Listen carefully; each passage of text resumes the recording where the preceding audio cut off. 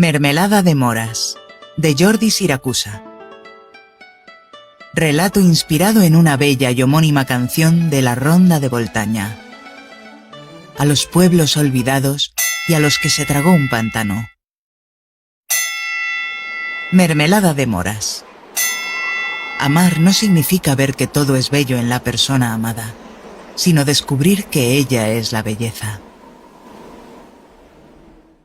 Juan. Por aquellos años yo era contador de estrellas y me creía feliz. No sabía que, con el tiempo, iba a serlo en toda su extensión. Trabajaba la tierra, como lo hicieron mi padre, mi abuelo y el padre de mi abuelo. También mi madre y mi abuela se atareaban en esas tierras cuando no trasteaban en la casa, en la cocina o en el corral. Fui un buen estudiante, pero para seguir, como quería don Adrián, el maestro, tenía que ingresar en el seminario, y a mí las faldas solo me gustan cuando las llevan las mozas. Así que me quedé en la casa. Hogar de gruesas paredes, de buena piedra, subida desde el río o traída desde una cantera cercana a la Corona de los Muertos. Un paraje en pleno valle en la selva de Oza y transportada por mi bisabuelo a golpe de carreta. Ruejos y cascajos de la ribera del tamaño de un melón o cantales tan viejos como el mundo habían levantado los muros de la casona y de sus corrales. Paredes gruesas y fuertes contra las que se estrellaban los rayos del sol en verano y el frío gélido de las noches de invierno.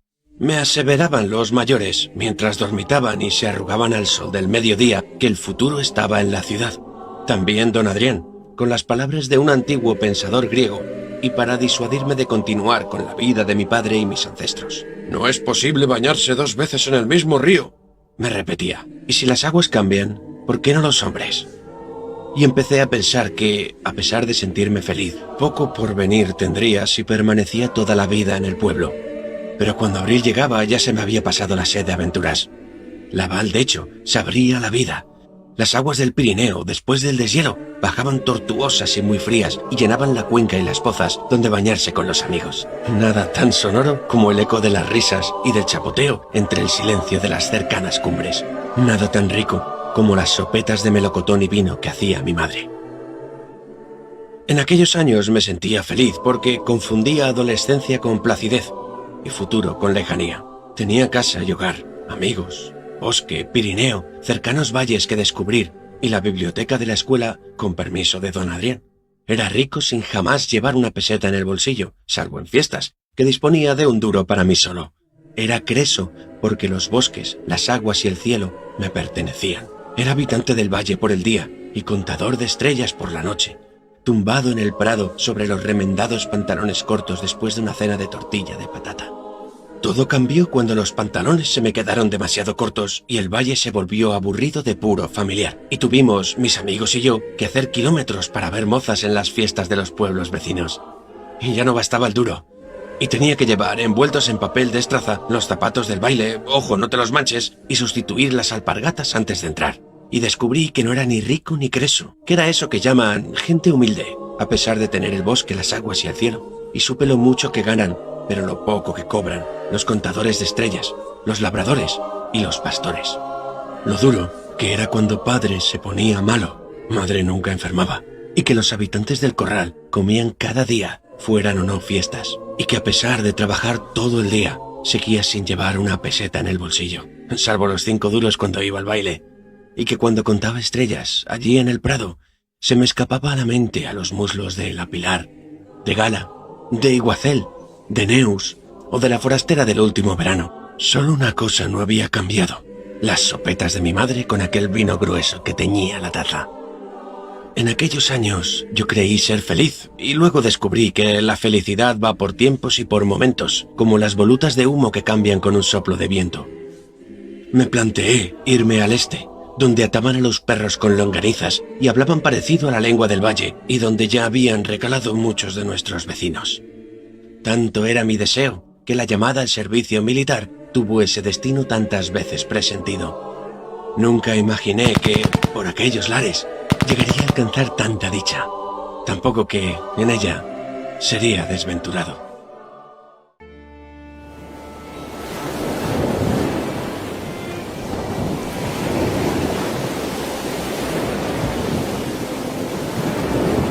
Leire. El mar El viejo mar es un destino, no solo para los que viven en él, ni para los que habitan en sus orillas, también para quienes lo sueñan desde las montañas. Desde las cumbres el mar se presiente, pero no se huele, como la nube que será niebla cuando descienda al atardecer, pero que ahora solo es esencia de porvenir. Creo que los marineros y los pescadores le llaman, con especial cariño, la mar, así, en femenino, como si de una novia se tratara, una novia apacible a veces, pasional en ocasiones, colosal en sus plétoras y bella, muy bella y peligrosa siempre. Desde el Pirineo la mar es distancia, sueño, promesa, futuro imperfecto, camino por recorrer, esperanza, horizontes lejanos a los que llegar porque la lejanía atrae y ya no es primavera. En los años 50 de mi siglo, el Pirineo aragonés era el paisaje más bello del mundo y uno de los más olvidados, un escenario natural para los sentidos, el teatro de las emociones, despertar con los cencerros de las vacas, que se saben ricas porque allí lo tienen todo, con los trinos pajareros de los que pueden llegar al mar sin billete, con los ecos de las voces de los cabreros o con el olor a pan recién hecho, a leche recién ordeñada y a mermelada de moras. Es un placer reservado tan solo a unos pocos, un lugar para quedarse siempre si no midiéramos la vida por logros y por consumos, y si los hombres no estuvieran obsesionados con matar paisajes. A finales de los años 50 de mi siglo, yo era muy joven. Pensaba que el Pirineo era el lugar más bello del mundo, mi valle y mi pueblo los más hermosos, y el río Aragón el más bonito. Sí, yo era muy joven, y los muros del pantano tan altos como la lejana pirámide de Micerinos.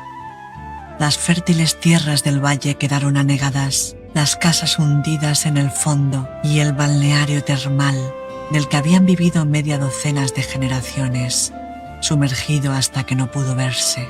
Habían construido un pantano con hormigón y con el alma de muchas gentes. El agua sería para todo el mundo, menos para los que fuimos sus protectores hasta entonces. La parte alta del pueblo, con la iglesia y media docena de casas, quedaron como atalaya impúdica del destierro y la soledad. Una mañana me despertó el ruido de los camiones, llegando material para la construcción de los muros. Yo ya no estaba en mi cama, ni en mi casa, ni las vacas hacían sonar sus esquilas, ni los cabreros cantaban. Todos habíamos sido reubicados en pueblos vecinos.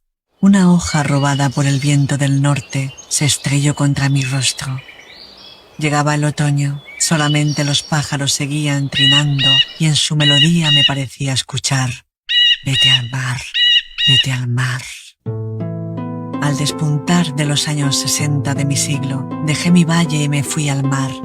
Aquel día me despedí del sendero y de las flores que no entienden de argamasas y de los pantanos que no saben nada de vacas sesteantes y pájaros enamorados. Ya no era una niña, pero demasiado joven para dejar la hierba, la nieve y las calles de un pueblo que ya era historia. Dejé de llorar cuando el paisaje, ya herido por el hombre, quedaba detrás de la ventanilla del autobús, como una pirámide levantada al progreso, como decían los del nodo, rumbo al este, camino de la mar.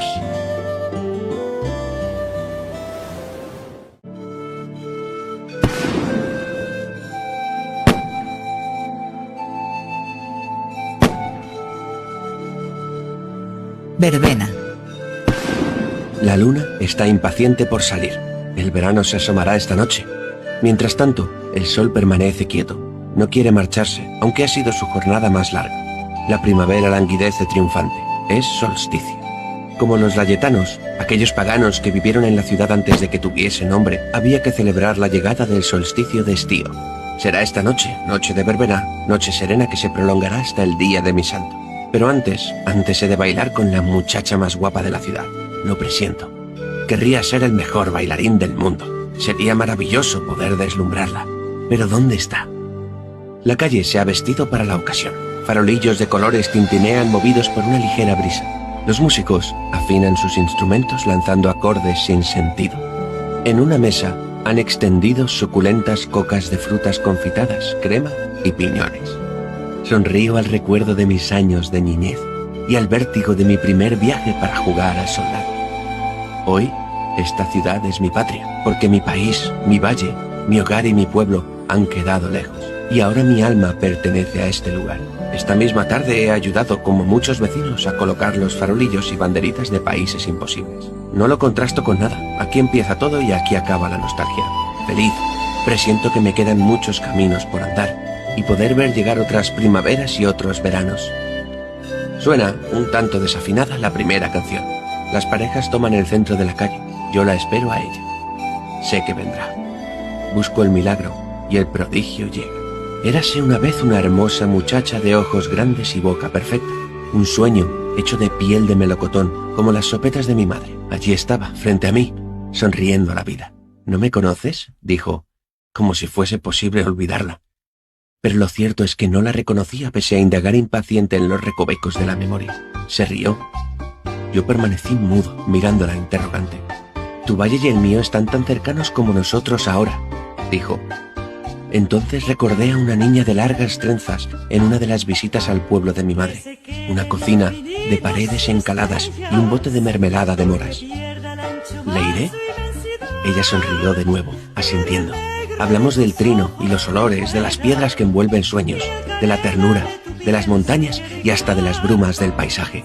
Me cogió de la mano y me llevó al centro de la calle. La orquesta ya entonaba mejor y sonaba un pasional bolero. Que se quede el infinito sin estrellas. Aquella noche no tenía ninguna intención de contarlas. Bailamos toda la velada, probamos aquella apetitosa coca y bebimos cava de la tierra. Tal vez demasiado. Está muy buena, pero no es tan dulce como nuestra mermelada de moras, dije mientras saboreaba el enésimo trozo de postre. Prueba aquí, dijo ella señalando sus labios. Nunca un beso supo tan bien. La luna se escondía ya, un tanto celosa del aire. En la cercana playa, las gentes festejaban a San Juan y a los dioses layetanos, primeros en el orden cronológico. Sonaban las explosiones y el olor a pólvora se extendía por toda la calle. Los niños corrían dichosos sabiendo que aquella noche casi todo estaba permitido. Nosotros seguíamos bailando. El mundo era más bello y Leire su diosa perfecta. Aquella noche de lunas, verbenas y labios dulces como la mermelada de moras fue la primera de muchas noches, de muchas lunas y de muchos besos. Empezaba una felicidad imposible de explicar con palabras, muy cerca del mar.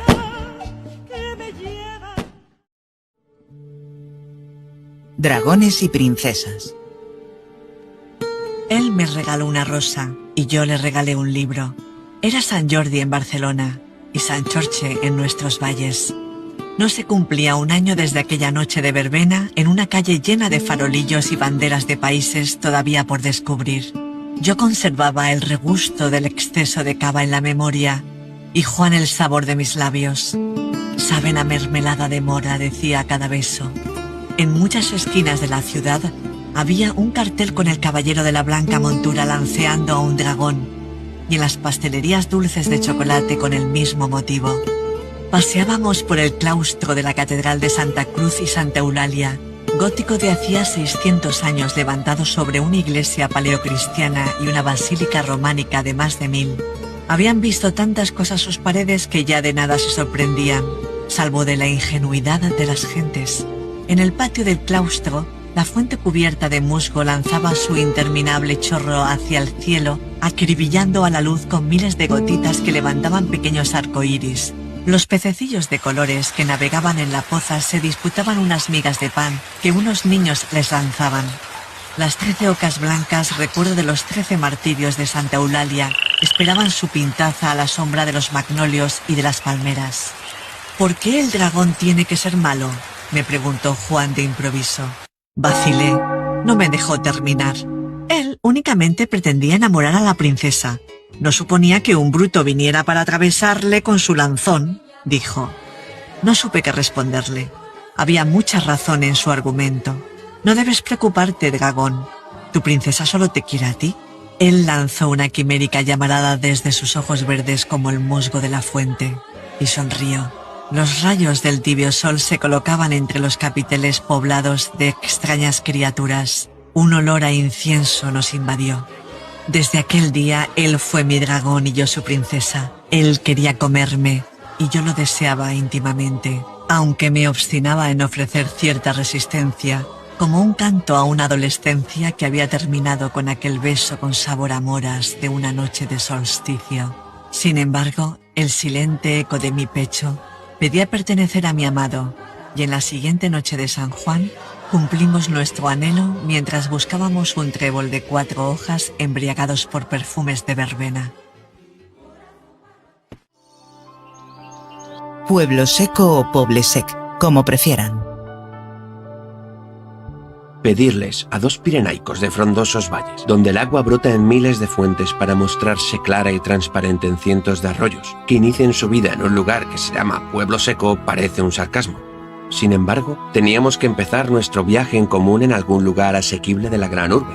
Encontramos un piso en una calle de reminiscencias florales. La calle del Rosal se deslizaba como un río desde la falda de la montaña de Montjuic hasta desembocar en el mismísimo paralelo a la altura del mítico molino, el cabaret más cosmopolita de la ciudad. Para una pareja nacida en amplios y soleados valles donde luz es sinónimo de vida, un piso de pequeños balcones y patios interiores parece un lugar muy oscuro, salvo que estés acompañado por un destello de sol en forma de mujer.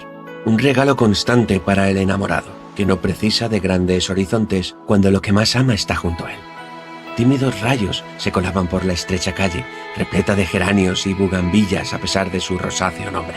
Un espacio perfecto para una pareja que piensa que el amor en sí es suficiente y que la luz entrará de mañana por los balconcillos y de tarde por la galería que da al patio de manzana y a toda hora por los ojos de Leire. Lo teníamos todo. Medio sol de mañana, medio de tarde, la cercanía de Montjuic para pasear y recoger moras con las que hacer mermelada y los mejores vecinos. Cerca de allí, apenas a 200 metros, en la calle del poeta Cabañés, había nacido el cantautor Joan Manuel Serrat. Sus canciones eran repetidas por todas las gentes del barrio mientras regaban sus geranios o daban de comer a sus canarios cantores, prisioneros en sus jaulas de alambres. A decir verdad, en aquel momento, Serrat era tan solo un tímido muchacho que empezaba su carrera artística desde la radio barcelonesa.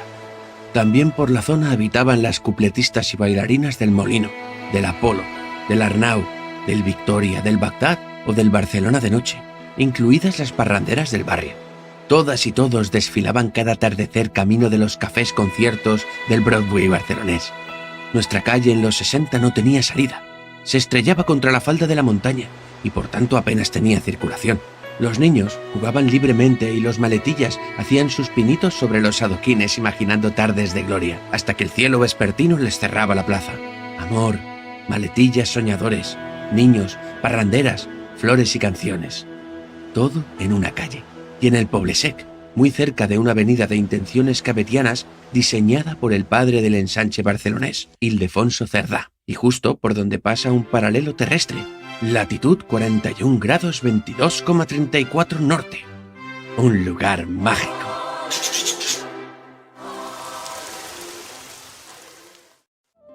Boda como Dios manda.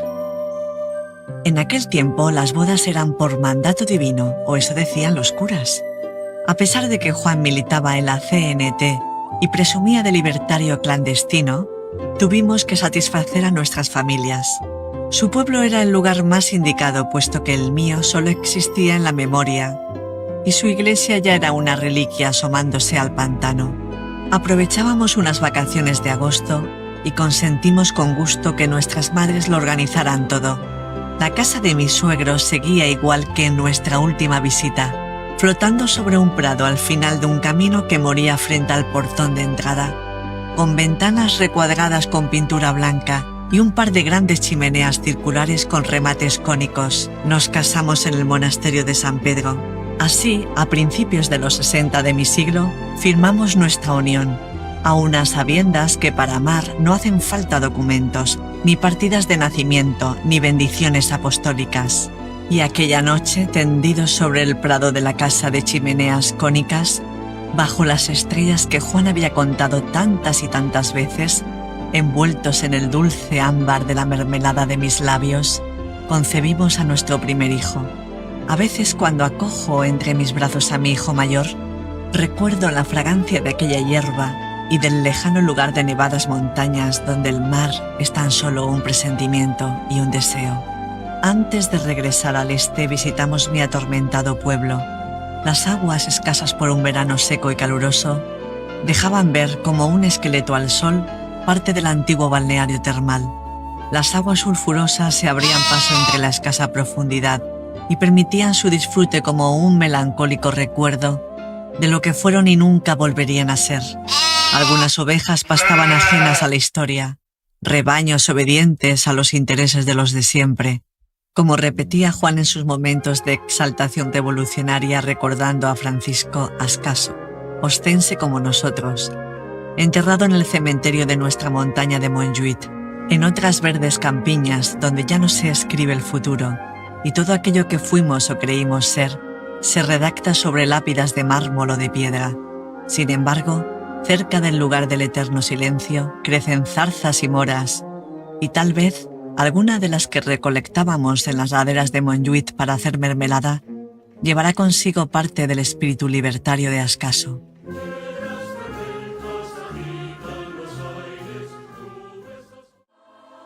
Tiempo de cosecha. Habíamos trabajado tanto que el tiempo se había esfumado entre suspiros, películas para niños, jornadas en la fábrica y en la escuela, y transiciones políticas que trajeron algunas bonanzas y muchos desengaños. Nuestros hijos habían crecido y ahora eran ellos los que habían buscado en otras verbenas a sus futuras parejas. El mayor ya la había encontrado en una catalana cuyos apellidos se remontaban a media docena de generaciones, y la pequeña andaba ofreciendo sus besos y sus muslos a otro catalán de aires andaluces, que prefería hablar en el idioma del Principado en detrimento del castellano con deje sevillano, porque así no se le notaba el acento materno. Con la prevista boda de Nuria nos íbamos a quedar solos en aquella casa de la calle Rosal, de la que habíamos querido desprendernos hacía ya demasiados años. Pero antes habían sido prioritarias las carreras y ayudas para los nuevos y espaciosos nidos de nuestros hijos. Los tiempos habían cambiado, cierto. Serrat, el vecino más famoso, hacía años que ya no vivía en el barrio, y las cupletistas y bailarinas del paralelo preferían otras latitudes. Solo algunas parranderas seguían en el vecindario junto con los geranios y aquellos canarios que se me antojaban inmortales. Nuestra calle ya tenía salida, y muchos coches aparcados permanentemente en ambos lados. Los niños habían desaparecido embobados frente a sus televisores. Leire seguía dando clases en una escuela municipal, y a mí me ofrecían la posibilidad de meditar una jubilación anticipada en la fábrica. Éramos dichosos. Me bastaba con tener mi cueva con medio sol matinal y medio sol vespertino, porque en ella habitaba mi princesa. Por vez primera en la leyenda, ella prefirió al dragón, y el bruto del lanzón había tenido que conformarse con ver su figura en hierro coronando la fuente del claustro de la catedral, y el huevo bailando sobre el chorrito de agua los jueves de Corpus Christi, bajo la atenta mirada de miles de turistas. Los agostos íbamos al pueblo, primero cada año, para que nuestros hijos contemplaran su cielo estrellado, valle y el río, y jugaran en el abandonado corral que mi padre había acondicionado para sus nietos antes de morir. Luego, cada 3 o 4 años, el lugar se iba convirtiendo en sombra de lo que fue, en un fantasma translúcido, vacío de gente, devolviendo silencio al paisaje. Madre no quiso dejar nunca su Pirineo, y mis suegros seguían viviendo en Barcelona llenos de achaques y de nostalgia. Se casó la pequeña y empezamos a buscar un piso para nosotros dos, con mucho sol y con ascensor, y una amplia cocina con alacena para guardar los tarros de mermelada de moras que ella cocinaba y envasaba no sé si al baño María o en sus labios.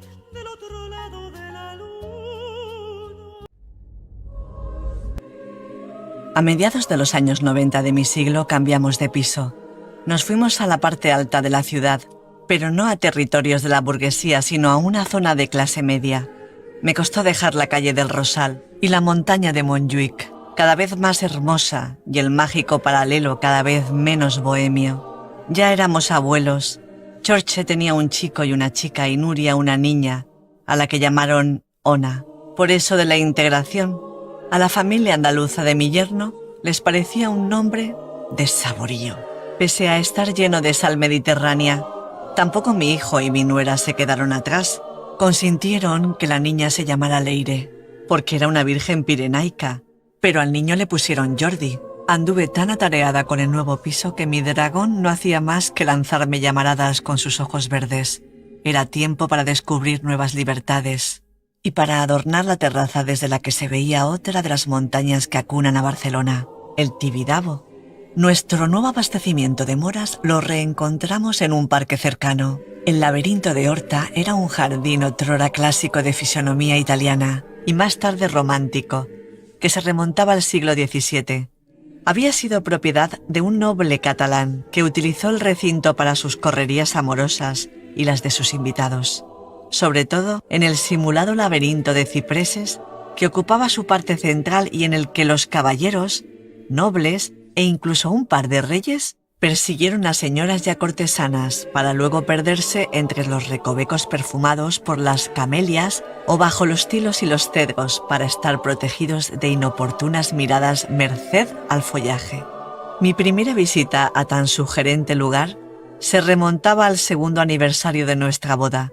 Juan tenía buena amistad con un guarda municipal, paisano nuestro, que vigilaba las tranquilas noches de la hora jardín público. En la soledad del recinto, mi dragón me vendó los ojos y me despojó de la banda en la plaza central del laberinto, bajo la estatua de Eros, el dios del amor. Allí, en la soledad del parque, me pidió que me desnudara. Él hizo lo mismo y nos perseguimos por el laberinto de cipreses, hasta que me alcanzó junto a una pequeña gruta artificial dedicada al amor frustrado de la ninfa Eco.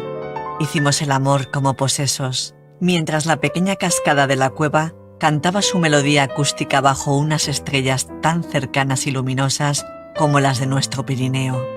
Amanecía cuando Juan me contó la leyenda de la enamorada ninfa Eco y del ególatra, Narciso, embelesado de sí mismo, y que aparecía resumida en un bello poema cincelado en la pared rocosa. De un ardiente frenesí, Eco y Narciso prendados, perecen enamorados, ella de él y él de sí.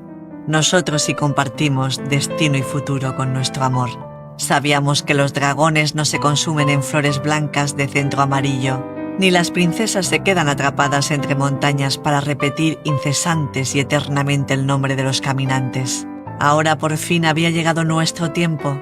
Podíamos dedicarnos mutuamente la vida. Y vimos amanecer en La Habana, en el Bósforo con el telón de docenas de mezquitas, en el templo de Karnak en Luxor y en media docena de lejanas ciudades. Era el tiempo de pasar del televisor y de sus memeces, tiempo de siestas tranquilas, de mirarnos fijamente a los ojos y de degustar sin prisas la mermelada de moras, ya fuera del tarro o directamente de mis labios. Pero todo cambió cuando empezó aquel dolor agudo, aquel pinchazo continuo al que traté de restarle importancia. Era demasiado dichosa, demasiado indestructible para pensar en otras cosas que no fueran mi familia y mi dragón.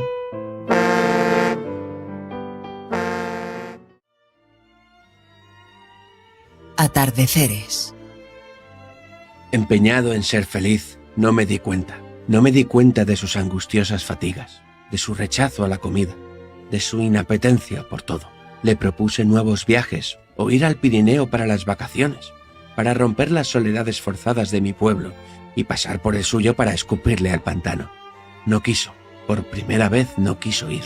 Lo atribuí a la repentina muerte de su madre y al deterioro mental que sufría su padre, al que no hubo más remedio que ingresar en una residencia y al que íbamos a ver cada sábado, aunque sabíamos que la pobre luz de su cerebro se iba apagando como una candela a la espera del último soplo de viento.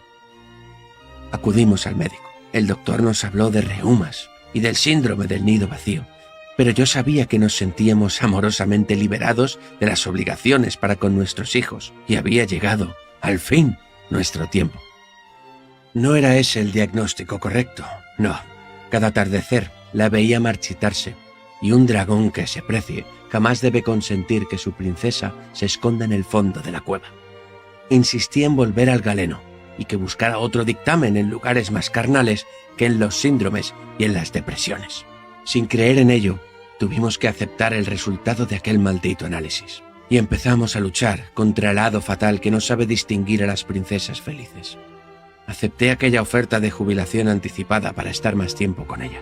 Volvimos a buscar moras, cada vez menos numerosas entre los zarzales de Montjuic, y dejamos de visitar al abuelo, al que poco le importaban aquellos desconocidos que le hablaban de blancas montañas y valles preciosos y de un pantano tan alto como una pirámide. Tratábamos de pasar el máximo de tiempo compartiendo la soleada terraza de nuestra casa y los paseos en los atardeceres primaverales por las orillas de aquel mar que tanto habíamos presentido desde la distancia y al que ahora tanto queríamos. Yo le hablaba de verbenas y de futuros. Ella sonreía y me pedía que le repitiera la leyenda de Eco y Narcis. Me sentía muy desgraciado dentro de la magia de compartir con mi princesa los murmullos del agua, el soplo del viento y los recuerdos de paisajes pretéritos. Pese a todo, seguíamos luchando, acudiendo a feroces terapias, repitiendo análisis, escuchando opiniones, aborreciendo las batas verdes y azules, evitando ahora los potentes rayos de sol en la terraza de casa y echando de menos los tibios y pobres destellos de los balconcillos de la calle Rosal. Buscábamos astillas de esperanza entre los brutales palos de la realidad. Anocheceres. Ahora ya me siento dispuesta, con el equipaje listo y preparada para la partida. Sé que no veré el final de siglo, por eso siempre sentí ese tan propio, no veré el siguiente. Ahora vivo el anochecer más importante, el mío. Lo siento por mi dragón, porque nuestros hijos ya viven su vida y nuestros nietos creen que ya saben vivir la suya. Pero él me necesita de veras, me echará de menos todos los solsticios y el resto de los días del año. Le repito que no esté triste, que yo seguiré a su lado, aunque ya no pueda ofrecerle la dulzura de mis labios. Le pido quedarme en Barcelona, en Montjuïc, la montaña que nos vio felices y que nos dio tantas mies y tantas moras. Él me riñe al escuchar mis pláticas, insiste en que todavía tenemos que compartir muchas cosas. Es nuestro aniversario, le digo que voy a darle una sorpresa. Anochece, todavía me queda la suficiente fuerza para conducir un rato. Le pido que se acomode en el lugar del copiloto y le vendo los ojos. Llegamos. El amigo de Juan, todavía cancerbero municipal, tiene ya abierta la cancela del parque para que no sospeche nada. Le llevo de la mano hasta la entrada del laberinto. Allí le quito la venda de seda y le hago leer lo que hay escrito en la losa de la entrada. Entra y saldrá sin rodeo. El laberinto es sencillo, no es menester el ovillo que dio Ariana a Teseo. Trato de que entienda que tendrá que salir solo del enredo, que ya no estaré al otro lado del ovillo para que no se pierda. Me besan los labios. Saben a... trata de decir. No concluye la frase. Una lágrima resbala por su rostro y la voz se le rompe. Me levanta en brazos y me lleva atravesando pasillos de cipreses hasta la cueva de la ninfa. Resopla. Ya no es un dragón tan joven, pero se comporta como tal haciendo el amor a la luz de la luna.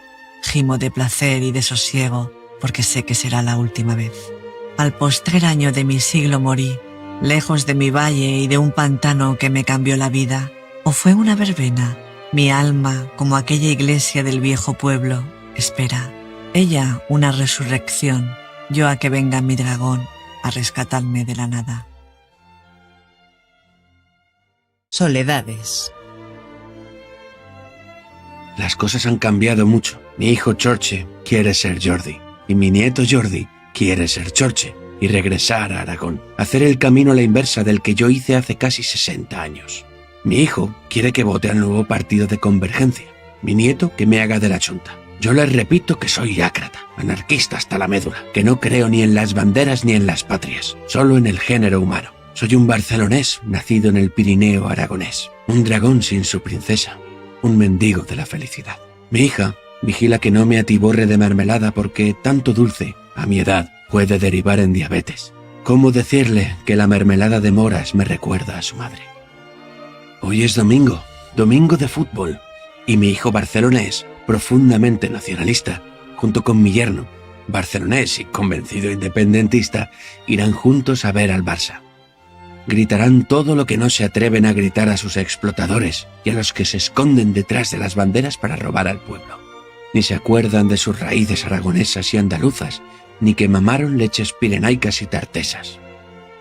Mi nieto prefiere el baloncesto y mi nieta pequeña a su novio y a su móvil, pero Leire vendrá a verme.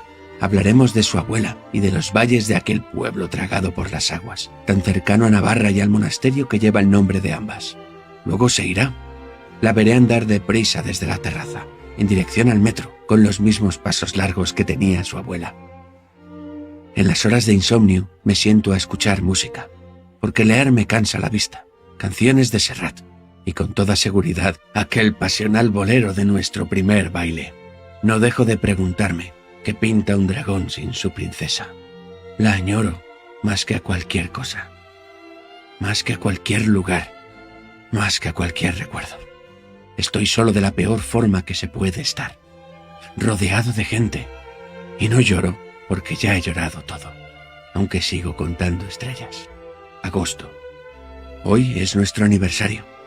Le pido a mi amigo, el cancerbero, que me deje entrar en los jardines de Horta, ya cerrados a los visitantes. ¿Tiene tan poco que hacer un dragón sin princesa?